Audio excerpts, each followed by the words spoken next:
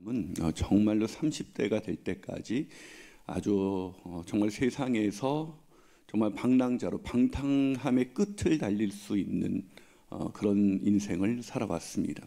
근데 그 사람의 인생이 바뀌게 된 것은 어느 날 아이들 속에서 아이들이 노래로 들려지는 그런 노래였습니다. 책을 들고 읽어라, 책을 들고 읽어라 라는 그런 노랫소리, 아이들의 노랫소리를 듣고 그는 자신 앞에 놓여졌었던, 늘 그의 어머니가 읽었던 그 성경책을 들고 딱 펼치는 순간 하나님이 그에게 찾아오셨고 그의 인생은 송두리째 바뀌게 되었습니다. 저와 여러분의 인생 속에서도 하나님께서 말씀을 통해서 제게 다가오셔서 우리 인생을 송두리째 바꿨던 그런 말씀이 있을 것입니다. 오늘 요한복음 3장 16절은 바로 이 땅에 있는 수많은 사람들을 바꾼 하나님의 말씀 중에 가장 많은 사람들에게 인생을 바꿔버린 말씀이라고 할 수가 있습니다. 하나님이 세상을 이처럼 사랑하사 독생자를 주셨으니 이는 누구든지 저를 믿는 자마다 멸망치 않고 영생을 얻게 하려 하십니다. 이 말씀이 왜 저와 또 수많은 그리스도인들, 수많은 사람들의 인생을 바꾼 그런 놀라운 말씀이 되었을까요?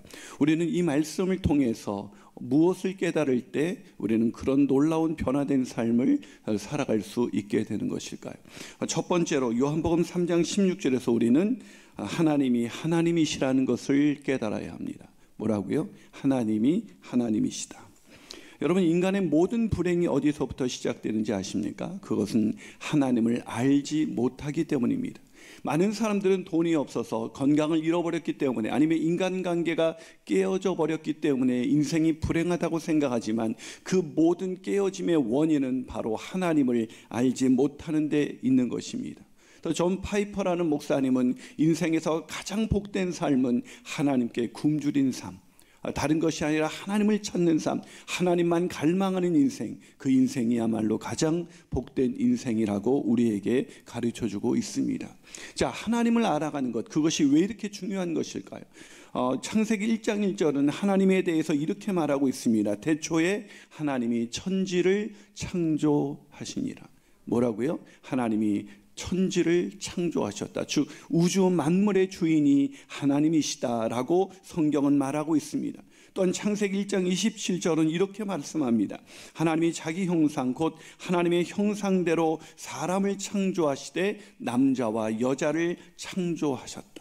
뭐라고요? 온 우주 만물의 창조주, 그분이 하나님이실 뿐만 아니라 그분이 인간, 이 땅에 존재하는 모든 인간들을 창조하신 창조주 하나님이라고 우리에게 말씀해주고 있습니다. 다시 말해서 우리를 만드신 분이 하나님이세요. 따라서 인간은 자기를 만드신 하나님을 알지 못한 채 살아간다면 인생의 목적도 알 수 없고, 어떻게 살아가는 것이 행복이고 어떻게 살아가는 것이 가치 있는 인생인지를 알 수가 없는 것입니다. 그러게 하나님을 하나님으로 알지 못하는 모든 인생은 방황하는 인생입니다. 돈이 많은데 방황합니다. 높은 지위에 올랐는데 방황합니다. 건강한데 방황합니다. 세상의 모든 쾌락을 즐기고 있는데 방황합니다. 그래서 하나님을 하나님으로 알지 못하는 모든 인생에는 허무와 절망과 공허함이 그 마음을 지배할 수밖에 없습니다. 아무리 세상의 모든 부귀영화를 누려도 그 사람이 하나님을 하나님으로 알지 못하는 한 그 마음 가운데는 인생의 목적을 잃고 방황하는 그런 어린 양처럼 그렇게 방랑자로서 평생을 살아갈 수밖에 없는 것입니다.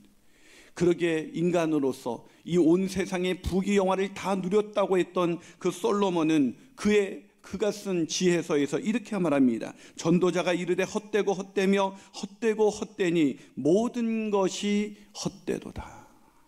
사랑하는 여러분, 오늘 우리 인생 속에서 우리가 마음 가운데 만족함이 없고 기쁨이 사라지고 평강을 잃어버린 이유는 돈이 없어서가 아니라, 건강을 잃어버렸기 때문이 아니라, 내가 원하는 그 무엇이 오늘 이루어지지 않았기 때문이 아니라 하나님을 하나님으로 알지 못하기 때문에 그렇습니다. 그래서 사랑하는 VIP 여러분, 또 사랑하는 성도 여러분, 우리가 하나님을 하나님으로 알게 되기를 주님의 이름으로 축복합니다. 그런데 안타깝게도 하나님을 하나님으로, 성경에 계시던 하나님을 아는 것이 아니라 자기가 믿고 싶은 하나님, 자기가 생각하는 하나님을 만들고 그 하나님을 하나님이라고 믿는 사람들이 교회 안에도 심지어 많이 있습니다. 교회 다니는데 그 사람은 만족하지 않죠. 교회 다니는데 공허함이 몰려옵니다. 왜 그럴까요? 자기가 믿는 하나님은 자기가 만든 하나님이에요. 그 하나님을 가리켜서 성경은 우상이라고 말합니다. 우상. 여러분, 출애굽기에 보면 모세가 하나님을 만나러 올라갔을 때 아래에 있었던 이스라엘 백성은 그것을 참지 못하고 그 불안함과 공허함을 때우기 위해서 우리에게 하나님의 형상을 만들어 달라고 말합니다. 그들이 만들었던 것은 하나님이 아닌 다른 것이 아니라 하나님이라는 형상이었어요. 다시 말해서 이스라엘 백성은 하나님 자신이 만든 하나님을 갖기 원했던 것입니다. 여러분, 저와 여러분의 하나님은 어떤 하나님이세요? 성경에 계시된 그 하나님, 그래서 말씀을 공부하고 말씀을 배우고 말씀을 깊이 연구하고 묵상하지 않는 한 교회 안 다니시는 분들은 물론이고 교회 다니는 사람들도 자기가 만든 하나님을 믿게 되어 있습니다. 사랑하는 여러분, 하나님을 하나님으로 믿을 수 있는, 하나님을 하나님으로 알고 믿는 저와 여러분이 되시기를 주님의 이름으로 축복합니다. 자, 한 발 더 나가서 요한복음 3장 16절에서 우리는 무엇을 깨달아야 할까요? 하나님이 우리를 사랑하신다는 것을 깨달아야 합니다. 하나님이 세상을 이처럼 사랑하사. 자, 요한복음 3장 16절에서는 하나님이 계신다라는 것을, 그 주어가, 그 우리를 사랑하신 분의 주어가 바로 하나님이라고 말씀하고 있습니다. 그 하나님이 우리를 위해서 행하신 일들이 있는데 그 많은 일들 중에 가장 중요한 일은 뭐냐면 하나님이 우리를 사랑하신다는 것입니다. 하나님이 왜 온 우주 만물을 만드셨습니까?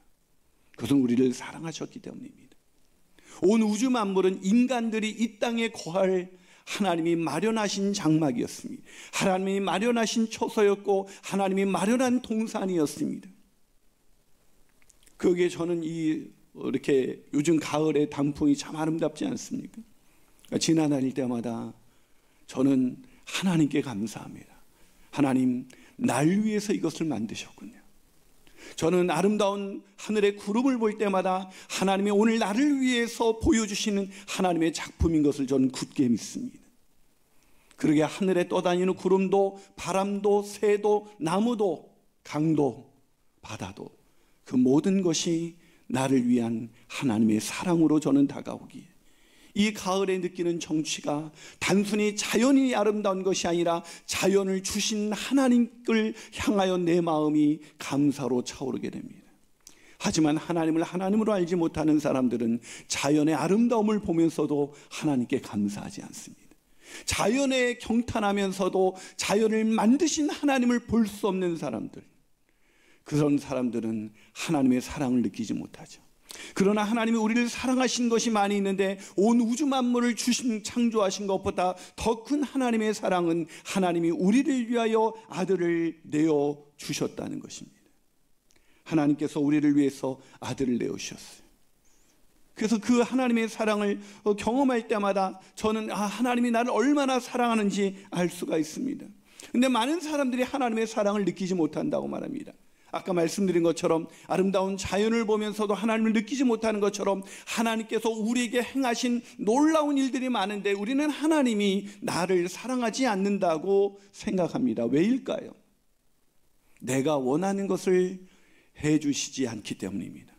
내가 원하는 세상의 성공, 내가 원하는 세상의 즐거움, 내가 원하는 세상의 것을 주지 않을 때 우리는 하나님이 나를 사랑하지 않는다라고 생각합니다. 아이들이 그렇죠. 여러분, 어린아이들은 언제 엄마 아빠의 사랑을 느끼냐 하면 자기들이 원하는 것을 해줄 때 아이들은 엄마 아빠가 나를 사랑한다고 느낍니다. 여러분, 저는 요즘 그 금쪽 같은 내 새끼라는 프로그램을 보면 아이들의 공통점이 있어요. 문제를 일으키는 아이들의 공통점. 그 공통점이 뭘까요? 엄마가, 아빠가 자기들을 사랑한다는 것을 알지 못합니다. 물론 부모님에게 책임이 있죠. 인간의 부모는 사랑을 제대로 표현하지 못했기 때문에 아이들이 사랑을 느끼지 못하는 문제가 있습니다. 그러나 여러분, 하나님은 그럴 염려가 없는 분입니다. 그런 허물이 없는 분이십니다. 그분은 완전하신 분이십니다. 그러기에 우리에게 완전한 사랑을 주실 수 있는 분이십니다. 그런데 우리는 사랑을 느끼지 못합니다. 왜요? 그건 전적으로 우리의 문제입니다. 내가 원하는 것을 해주지 않기 때문이죠. 내가 원하는 것을 해주지 않을 때 하나님은 우리를 사랑하지 않는다고 느끼고 절망하고 그렇게 상심하면서 살아가는 분들은 결국 하나님을 잃어버리게 되어 있습니다. 그러기에 또다시 공허함 속에, 절망 속에, 허무 속에 인생을 살아가게 되는 것이죠. 여러분, 그때 하나님의 사랑이 의심될 때, 하나님의 사랑을 느낄 수가 없을 때 우리는 어디로 가야 될까요? 오늘 요한복음 3장 16절은 하나님이 세상을 이처럼 사랑했다. 이처럼이라는 건 이만큼이죠. 제가 우리 딸에게 넌 아빠를 얼만큼 사랑해? 라고 어렸을 때 물었을 때 우리 큰딸이 이만큼 이러더라고요. 그 이만큼은 얼만큼일까요? 그건 헤아릴 수 없는 우리 수치를 나타낼 때 우리는 이만큼이라는 단어를 씁니다. 하나님이 세상을 이처럼, 그 이처럼의 이만큼, 이처럼의 의미를 아십니까? 헤아릴 수 없는 만큼 사랑하사 뭐 했어요? 독생자를 주셨다. 아들을 우리를 위해서 내어주셨다는 것입니다. 아들을 우리를 위하여 십자가에 내어주시기까지 우리를 사랑하신 하나님의 그 놀라우신 사랑, 그러기에 우리를 향한 하나님의 사랑이 의심될 때 우리는 하나님의 내어주신 그 아들이 달린 십자가에, 그 십자가 앞으로 나가야 합니다. 그 앞에 나갈 때 우리는 비로소 하나님이 우리를 얼마나 사랑하는지 깨달을 수가 있는 것입니다. 아마 저와 여러분이 신앙생활을 해나갈 때, 또 우리 VIP 분들이 여러분이 사랑하는 어떤 친구들과 이렇게 어울릴 때 그 친구들을 위해서 밥을 사줄 수 있을 거예요. 또한 그분들을 위해서 때로는 선물도 줄 수 있을 것입니다. 그러나 자기 목숨을 줄 수 있는 사람은 별로 없을 거예요. 그러나 정말로 사랑하는 친구가 있다면, 목숨보다 귀한 친구가 있다면 줄 수 있을지 몰라요. 그런데 그런 사람이랄지라도 그 친구를 위해서, 이 땅에 사랑하는 누군가를 위해서 줄 수 없는 존재가 있다면 내 사랑하는 자녀는 줄 수가 없어요. 그런데 하나님이 하나밖에 없는 외아들을 우리를 위하여 내어주셨다. 그거보다 더 큰 사랑이 있을까요? 그 사랑이 이처럼 사랑하사라는 뜻입니다. 그러게 하나님의 사랑을 깨닫는 사람, 하나님이 온 우주 만물의 주인이신 하나님, 나를 위해서 온 우주 만물을 지으신 그 하나님이 타락하여 범죄하여 하나님의 사랑을 알지 못한 채, 하나님을 알지 못한 채 살아가는 우리의 죄값을 다 치르시기 위해서 아들을 십자가에 내어주셨다는 그 사실을 깨닫게 될 때 우리는 그 세상 어떤 사랑보다도 큰 사랑을 입은 자인 것이고, 그 사랑을 우리가 입어서 이 세상을 살아갈 때 가진 것 없지만, 나 가진 것 없지만 하나님을 찬양하고 하나님의 은혜에 감사하면서 늘 매일 기쁘고도 즐겁고 세상이 알 수 없는 의와 평강과 기쁨 속에 살아갈 수가 있는 것입니다. 그 사랑을 깨닫게 되시기를 주님의 이름으로 축원합니다. 마지막으로 우리는 요한복음 3장 16절을 통해서 무엇을 깨달아야 할까요? 그것은 하나님이 우리를 위하여 내어주신 독생자 예수 그리스도를 믿어야 한다는 것을 깨달아야 합니다. 이렇게 말씀을 드리면, 목사님 왜 꼭 다 좋은데, 특히 VIP분들이 기독교는 다 좋은데 왜 꼭 예수만 믿어야 한다라고 말을 합니까? 라는 질문을 던질 분이 있을지도 몰라요. 꼭 왜 예수님만을 믿어야 될까? 그래서 기독교는 편협하다, 너무 독단적이다, 이런 생각을 가진 분이 있어요. 그러나 여러분 한번 상상해 보세요. 만약에 어떤 곳에서 불이 났습니다. 근데 원래 문이 한 4-5개 있었는데 그 중에 불이 붙지 않은 문은 딱 한 군데밖에 없었어요.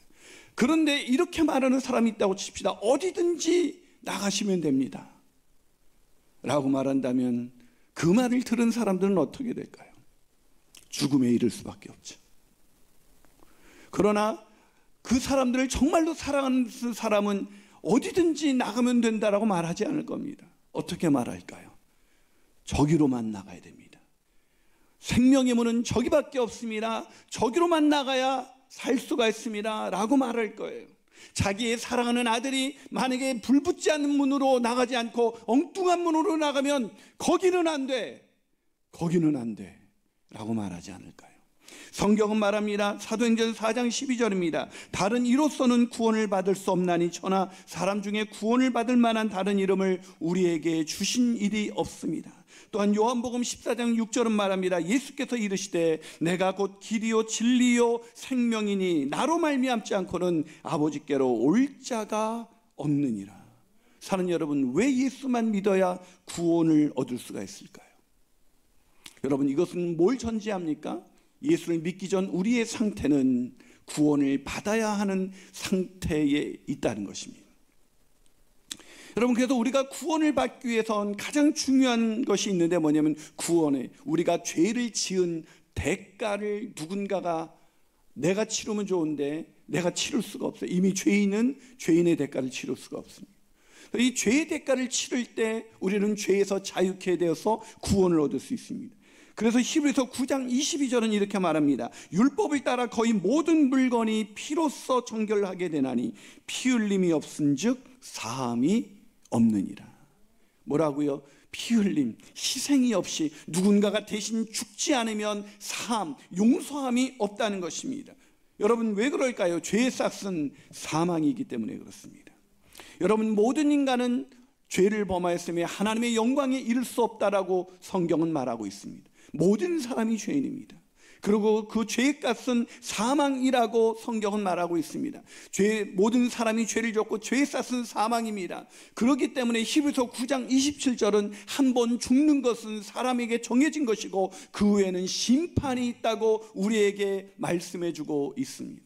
한 번 죽는 것, 여러분, 그것이 왜 정해진 것일까요? 그것은 우리의 죄의 대가로 우리는 죽을 수밖에 없습니다. 육신의 죽음이 찾아왔습니다. 그런데 그것이 끝이 아닙니다. 한 번 죽는 것은 사람에게 정해진 것이고 그 후에는 심판이 있습니다. 우리가 육신이 죽어 끝나는 것이 아니라 우리는 하나님의 심판대 앞에 가게 되는데 거기서 구원받지 않은 사람, 죄의 문제를 해결하지 않은 사람은 이제 심판을 받아 영원한 죽음에 이르게 되어 있습니다. 그것이 바로 지옥입니다.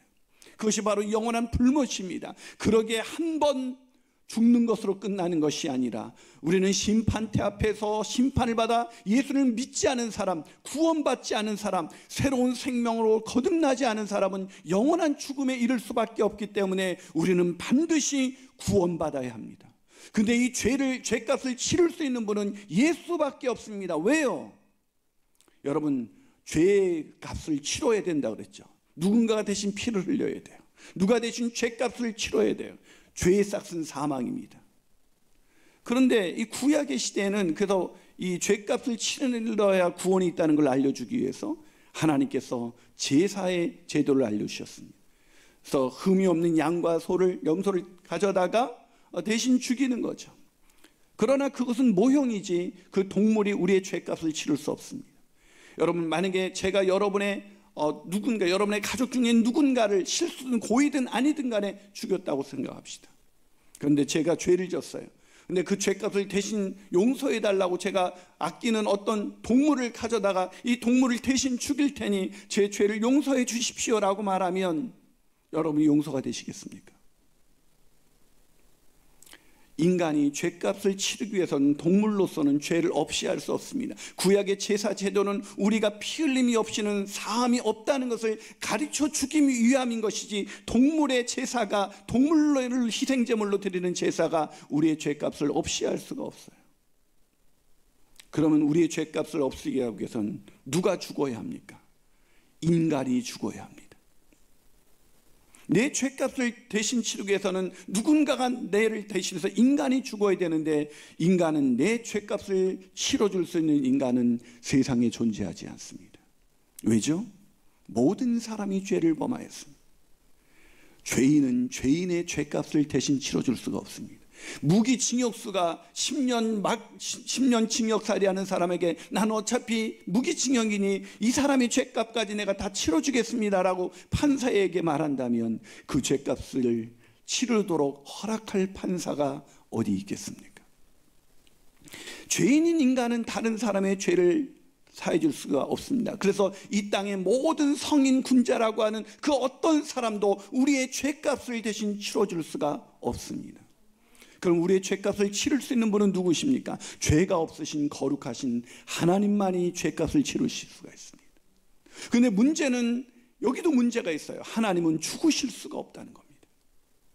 하나님만이 우리의 죄값을 치르실 수 있는데 하나님은 죽으실 수가 없습니다. 그래서 하나님이 선택하신 방법, 인간을 사랑하시는데 구원의 길이 없습니다. 그래서 선택한 방법, 하나님이 세상을 이처럼 사랑하사 독생자를 주셨으니, 사랑하는 아들을 육신을 입고 성자 하나님이 이 땅에 육신을 입고 인간으로 오셔서 우리를 대신해서 죄값을 치르고 십자가에서 죽임으로 말미암아 우리의 죄가 사해질 수가 있는 것입니다. 그러게 오직 예수 그리스도를 믿음으로만 우리는 구원을 얻을 수가 있고 영생을 얻을 수 있고 멸망에 이르지 않을 수가 있는 것입니다.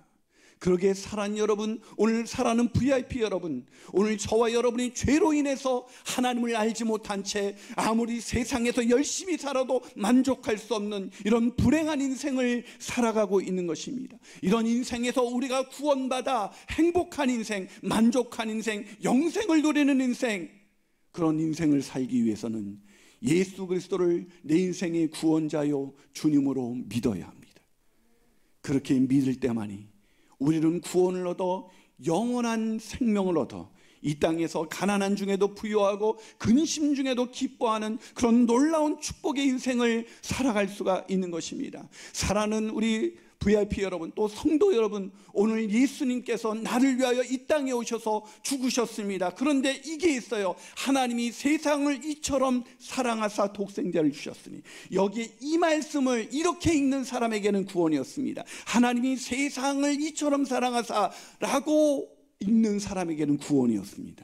어떤 사람에게 구원이 있을까요? 하나님이 세상을, 그 세상에 바로 세상을이라는 것이 어떤 일반적인 진리가 아니라 하나님이 인환이를 이처럼 사랑하사, 하나님이 여러분 자신을 이처럼 사랑하사 독생자를 주셨으니 라고 깨달아질 때, 아, 하나님이 나를 위해서 아들을 내어주신 사건이 그 누군가를 위한 사건이 아니라 바로 나 자신, 죄와 허물로 죽었던 나를 위한 사건이라고 믿어질 때 비로소 우리는 구원받아 영생의 기쁨을 누릴 수가 있는 것입니다. 그럴 때 우리는 세상이 알 수 없는 놀라운 축복의 삶을 오늘 살아갈 수가 있는 것입니다. 사랑하는 VIP 여러분, 그 축복의 삶을 오늘 살아가지 않겠습니까? 같이 기도하시겠습니다. 사랑하는 여러분, 목회를 하면서 저를 아주 아끼시던 집사님이 계셨습니다. 그 집사님은 저를 위해서 정말 자신의 생명도 아끼지 않을 그럴 분이셨습니다. 근데 그분이 한번 제가 그분께 이런 질문을 던졌어요. 집사님 저를 많이 아껴주시고 사랑해 주시는데 제가 만약에 제 몸에 어떤 이상이 있어서 집사님의 자녀의 몸에 있는 어떤 것을 떼어줘야 한다면 집사님 그럴 수 있어요? 그분이 그냥 가상으로 한 말인데도 표정이 굳어지더니 저에게 말했습니다. 목사님, 제가 목사님을 사랑해도 그건 할 수 없을 것 같습니다. 사랑하는 여러분, 죄인인 인간도 자기 자식을 내어줄 수는 없습니다. 그런데 하나님이 세상을, 김 목사를, 아니 저와 여러분을 사랑하사 독생자를 주셨습니다. 인간으로 오시게 하셨고 마침내 우리의 죄값을 다 치르시기 위해서 십자가에 달려 죽게 하셨습니다. 그리고 사흘 만에 부활하셔서 오늘도 우리가 죄에서 자유한 인생인 것을 증언하고 변호하고 계십니다. 그러게 그를 믿는 자마다 멸망치 않고 영생을 얻습니다. 이 영생을 얻기 원하신다면 사랑하는 VIP 여러분, 또 사랑하는 성도 여러분, 여러분이 만든 하나님이 아니라 오늘 이 성경이 나를 사랑하사 나를 위하여 자기 아들을 아낌없이 내어주신 하나님, 그 하나님을 사랑하신다면, 그 하나님을 이제 믿고 싶은 마음이 생기셨다면, 그 마음의 문을 열고 그분을 마음으로 영접하고 싶다면 저와 함께 이 기도를 따라 하시겠습니다. 한번 저와 함께 이 기도를 따라 하실까요? 가슴에 손을 얹고 따라 하십니다. 참 좋으신 하나님, 사랑이 많으신 하나님, 나를 사랑하사 나를 위하여 아들을 십자가에 내어주시기까지 사랑하신 하나님, 그 하나님을 모른 채 살아왔습니다. 그러나 이제 그 하나님을 알게 되었습니다. 다는 아니지만 분명한 것은 하나님이 나를 사랑하사 나를 위하여 아들을 십자가에 내어주셨다는 것을 이제 알게 되었습니다. 이제 그 예수님을 내 인생의 구원자요 주님으로 영접합니다. 이제 내 안에 들어오셔서 나의 죄값을 다 치러주시고 나를 새 생명 가운데 살게 하신 그 예수님으로 살게 하여 주옵소서. 이 모든 말씀 예수님의 이름으로 기도합니다. 아멘.